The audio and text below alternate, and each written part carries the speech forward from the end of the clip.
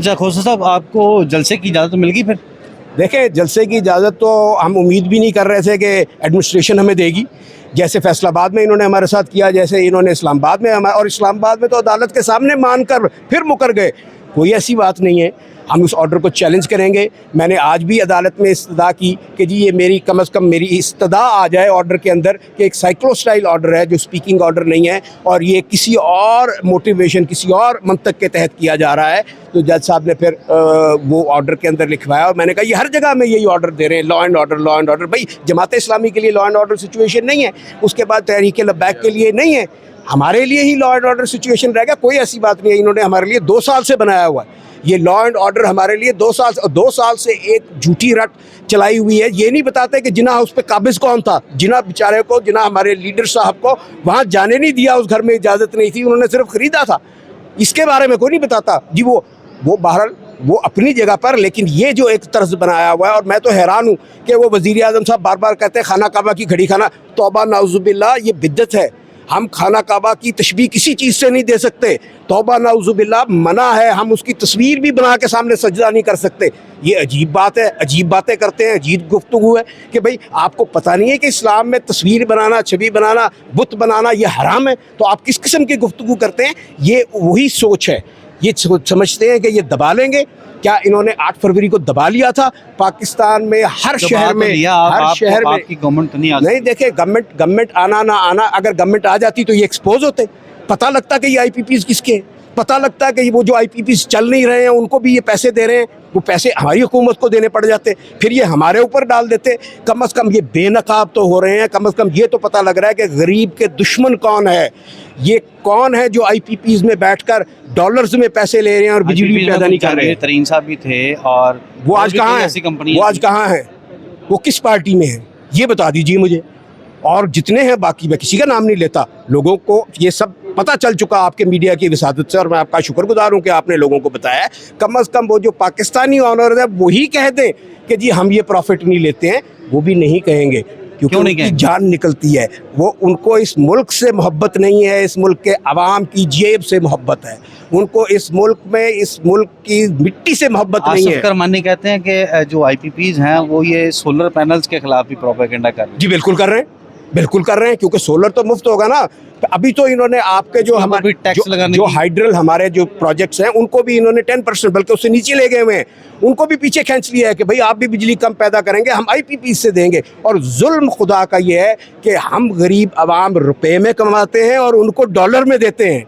हम अपने पसीने के साथ खून भी निकाल के दे रहे हैं उनको, और वो फिर भी उनका पेट नहीं भरता। वो कहते हैं हम बिजली पैदा करें या ना करें, आप हमें पैसे देंगे और फुल जो स्ट्रेंथ है उसके पैसे देंगे। तो खोसा साहब, आपने कहा कि आपको उम्मीद नहीं थी कि आपको जलसे की इजाज़त मिलेगी, तो आप किस उम्मीद के साथ अदालत आए? देखें, हमारा काम है जद्दोजहद करना। तारीख़ में अगर जद्दोजहद बंद हो जाए तो तारीख़ आगे ही ना चले।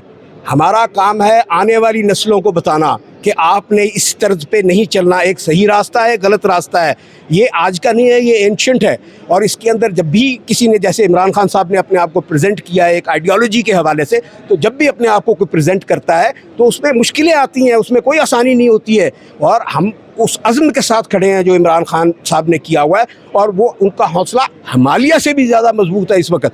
तो इंशाअल्लाह आपको नज़र आएगा कि ये न सिर्फ जलसे होंगे, यहाँ जुलूस भी निकलेंगे। कैसे होंगे? आपके तो कारखाने उठाए जाते हैं, हम छोटे छोटे रैलियां निकाली जाती हैं, बाज नहीं आते, 5 मिनट के लिए फिर भी बाज नहीं आते। वो दीवाने जो हैं इमरान खान साहब के, बल्कि पाकिस्तान के दीवाने, जो इस मुल्क के आने वाली नस्लों के एक रोशन मुस्तकबिल के दीवाने हैं, आपको 8 फरवरी में भी निकल के नजर आए। इन्होंने कितना चेंज कर लिया, 93 तो फिर आ गए ना हमारे नेशनल असेंबली में, और इसी तरह प्रोविंशियल असेंबलीज में इन्होंने 45 को चेंज किया, 47 के जो भी इन्होंने किया वो आज भी रिकॉर्ड मौजूद है। जिस दिन खुल गया ये तिनकों की तरह बह जाएंगे, और इनको यही खौफ है, इसीलिए ये वो रिजर्व सीटें भी नहीं देना चाहते। और ये सारा तमाशा जो बना हुआ है, क्या इसी वजह से इलेक्शन कमीशन की जो चीफ इलेक्शन कमिश्नर है उनको और उन मेंबरान की तकरीर को भी चैलेंज कर रहे हैं? जी वो तो चैलेंज होना चाहिए। सुप्रीम कोर्ट की जजमेंट आने के बाद तो उनको खुद रिजाइन कर देना चाहिए था। जब सुप्रीम कोर्ट ने कह दिया, देखें मिस इंटरप्रिटेशन वो कहते हैं फैसले की, या नालायक करता है या बदनीयत करता है। तो जब सुप्रीम कोर्ट ने कह दिया गया और फिर इलेक्शन कमीशन ने इलेक्शन के बाद माना कि पीटीआई एक पार्टी है, पहले कहते हैं पार्टी नहीं है, आपको सिंबल नहीं मिल सकते, फिर कहते हैं पार्टी है। ये एक ऐसा तमाशा है, एक ऐसा ड्रामा है कि नज़र आ रहा है। मैंने खुद एक पिटीशन के अंदर, वो साहब हैं MNA फैसलाबाद से, मैंने उनके खिलाफ एक पिटीशन आई, मैं उसमें पेश हुआ, वो जीते हुए थे, मैं पेश हुआ, मैंने पेश होकर रिक्वेस्ट की कि आज 1 तारीख है, मेरा वकालतनामा ले लें। मैंने वकालतनामा जमा कराया, केस एडजर्न हो गया। जब ऑर्डर की कॉपी ली तो उसमें चमक नज़र आई। चमक ये थी कि रिकाउंटिंग के ऑर्डर हो गए। मैंने अपना एफिडेविट लगा के उसमें दिया कि जनाब ट्रिब्यूनल साहब, आप इलेक्शन कमीशन में बैठे हैं, आपने फैसला ओपन कोर्ट में किया है और आपने फैसला ये किया है कि केस इज एडजर्न्ड। तो ये रिकाउंटिंग की कहाँ से आ गई? वो रिकाउंटिंग करा के, फ्रॉड रिकाउंटिंग करा के जेली रिजल्ट, मैंने वो एफिडेविट कहा, मैंने कहा जी ये मेरा एफिडेविट लगा हुआ है। तो वो जो एक मेंबर साहब थे, उनका शायद कहीं से उनको याद आ गया, उन्होंने कहा नहीं जी नहीं, ये आप सही कह रहे हैं, केस उस दिन एडजर्न हुआ था। तो मैंने कहा ये ऑर्डर कहाँ से रिकाउंट का? वो रिकाउंट का ऑर्डर स्टे हुआ। स्टे होने के बाद जब हम चले गए तो वह ऑर्डर की कॉपी ली, तो स्टे होने की बजाय उन्होंने डी नोटिफाई कर दिया। उस पर फिर एक और एफिडेविट दिया मैंने कहा जी ये आप ओपन कोर्ट में ये प्रोसीडिंग्स कर रहे हैं, वो रिकॉर्ड का हिस्सा है। और फिर उसको हमने अल्टीमेटली हाई कोर्ट में चैलेंज किया। हाई कोर्ट ने इलेक्शन कमीशन का वो ऑर्डर सेट असाइड किया, ये रिकॉर्ड की बात है। तो वहाँ जो तमाशे हो रहे हैं या वहाँ जिस तरीके से चीज़ें चलाई गई हैं, वो सारी दुनिया के सामने है। उनको खुद चाहिए, ये दुनिया फ़ानी है, चंद दिनों की ज़िंदगी है। वहाँ जाकर ना कोई प्राइम मिनिस्टर बचाने आएगा, वो खुद भी वहाँ पे जो है आजिज़ होगा, और ना कोई और कहीं और किसी और जगह से आएगा, वो भी हाथ बांध के खड़े होंगे।